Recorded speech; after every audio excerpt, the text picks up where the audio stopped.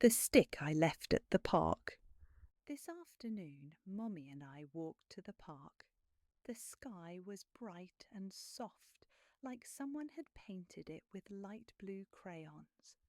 Big white clouds moved slowly, so slowly that they looked sleepy, as if they were taking a nap in the sky.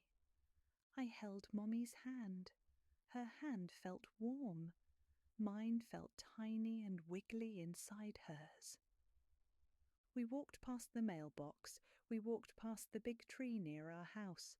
We walked past the place where the sidewalk dips a little.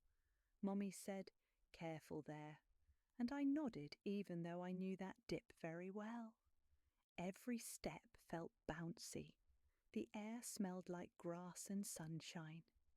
I could hear a dog barking far away. I could hear a bird singing on a branch. Everything felt friendly. When we got closer to the park, I could already hear children laughing. It sounded like bells, tiny happy bells. The park was bright and alive. The swings moved gently in the breeze. The slides sparkled in the sunlight. The sandbox looked soft and warm and golden. "Go play," Mommy said with her soft smile. So I ran. My shoes made tap, tap, tap on the path. I went to the slide first. I climbed the stairs, one step, then another, then another. The metal felt cool under my hands. I liked the way it felt. Smooth, cold, and safe. At the top, I looked around the park. Everything looked smaller from up high. The people, the trees, even the ducks near the pond. Then I slid down, whoosh! The wind touched my cheeks. I laughed. I didn't mean to. The laugh just came out by itself. I did it again, then again, 4 times, 5 times, maybe even 6. Mommy clapped from the bench. "You're so fast," she said, and I felt proud. Then, when I got to the bottom of the slide for the last time, I saw something on the ground, something brown, something long, something different. It wasn't just a stick, not a normal stick, not like any stick I had ever seen. I walked closer, slowly, curiously. My heart made a tiny jump inside my chest. The stick was twisty, curvy, and one end curled around like a swirl. It looked like a tiny wooden question mark or a very small dragon sleeping in the grass. The sunlight touched it gently. It made the bumps shine like tiny stars. I reached out one finger and tapped it. Tap. It felt warm, like it had been waiting just for me. I picked it up with both hands. It felt perfect. Not too heavy, not too light, just right. I could feel its tiny bumps. I could feel its twisty lines. I could feel its warm wood. "Mommy!" I called. "Look what I found!" Mommy stood up and walked over. Her shadow fell over me like a cool umbrella.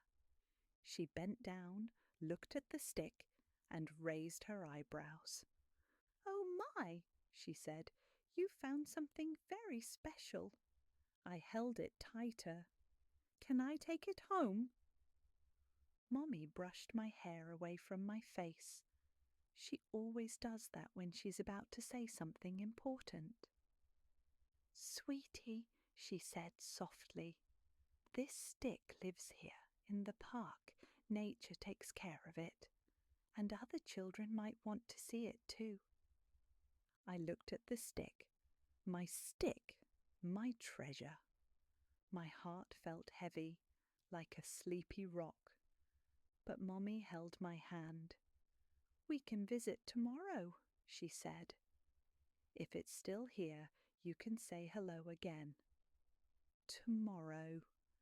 That word felt big, far away, but also hopeful. I walked to a big tree. Its trunk was wide, and its roots curled into the ground like big wooden arms.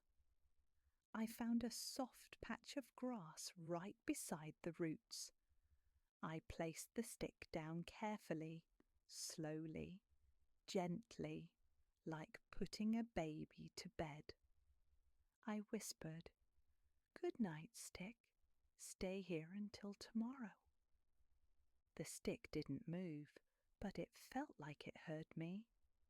Then Mommy and I walked home. I looked back once, twice, 3 times, just to make sure the stick was still there. It was. The sun was turning orange. The air felt cool on my arms. Mommy held my hand again. On the way home, I kept thinking about the stick. I thought about its curly end and its twisty middle and its warm wood. My hand felt empty without it. At home, I washed my hands. I splashed warm water everywhere. Mommy said, "Careful, sweetheart," and I giggled. We had dinner. Mommy talked about the day, but my mind was in the park. My thoughts were with the stick.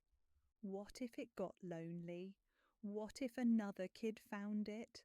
What if the wind blew it away? Mommy noticed my quiet face. She asked, "Thinking about your stick?" I nodded. She smiled gently. "If it's there tomorrow, it will be waiting for you." After dinner, I took my bath.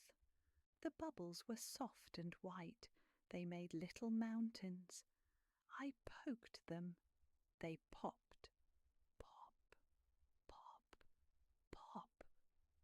But even the bubbles reminded me of the stick's curly end. After my bath, Mommy dressed me in my pyjamas, the blue ones, the ones with tiny stars. We brushed teeth. We cleaned up my toys. We read a book together. Mommy's voice was soft and gentle and cozy, but still. I thought about the stick. When Mommy tucked me in, I finally asked, "Mommy, what if someone takes the stick home tonight?" She stroked my cheek. Her touch was warm. "If the stick stays," she said, "you'll see it tomorrow. If not, maybe it went on its own little adventure." I imagined that. A stick walking around with tiny invisible legs. A stick exploring the playground. A stick talking to ants and birds. That idea made my heart feel a little less heavy. Mommy kissed me good night. "Sleep well, sweetheart," she whispered as she turned off the lights. The room was quiet, really quiet. The hallway lamp made a soft glow. The curtains moved slightly from the evening breeze. I lay still under my blanket. It felt warm and safe.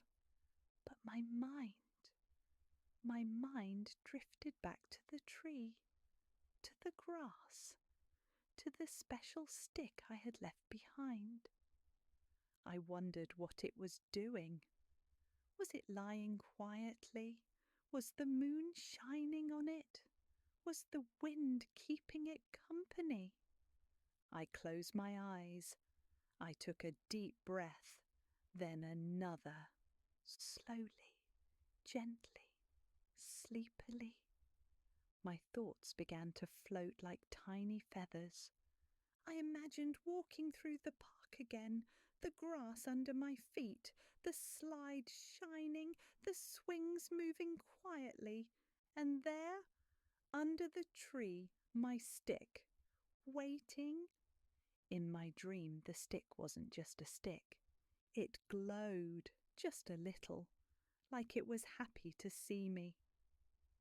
It lifted itself up with its curly end first, and it hopped toward me like a tiny wooden puppy. I giggled even in my sleep. The stick circled around me. Once, twice, 3 times. Then it curled beside me like it wanted to stay close. We walked around the dream park together. The night sky sparkled. The wind hummed softly. The grass glowed under the moon. Everything felt peaceful and safe and slow. The stick whispered, "I'll see you tomorrow," in a voice that sounded like leaves brushing together. The dream grew softer, warmer, quieter. Colours faded into gentle blues and warm golden shapes. My breathing slowed, my body relaxed, my fingers curled softly against the blanket. Far away, I could almost hear birds singing their early songs, but not loudly, softly, very softly. As my eyes rested, as my mind felt warm, as my body felt heavy like a cozy blanket, a tiny thought floated into my head, gentle as moonlight, soft as a whisper.